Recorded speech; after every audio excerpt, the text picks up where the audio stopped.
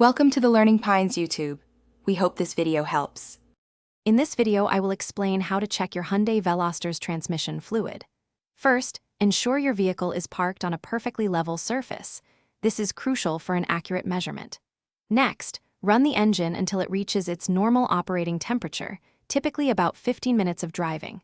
You will also need a clean rag and possibly a funnel. Always refer to your owner's manual for the correct transmission fluid type, as specifications can vary slightly. Now, let's locate the transmission fluid dipstick. Open your Veloster's hood and secure it safely.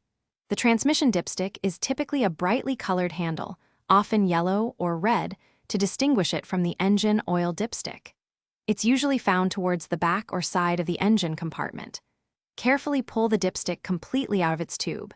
Use a clean, lint-free rag to thoroughly wipe off all the fluid from the dipstick.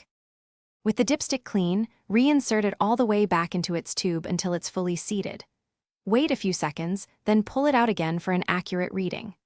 The fluid level should fall between the hot or full marks on the dipstick. If it's below the minimum mark, you will need to add fluid. Also, observe the fluid's color. It should be reddish and clear, not dark brown or black, and it should not smell burnt. If your fluid level is low, it is time to add more.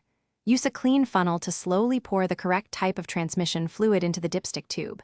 Add only small amounts, perhaps 1/4 to 1/2 quart at a time, to avoid overfilling. After each addition, reinsert the dipstick, wait, and recheck the level until it reaches the full mark.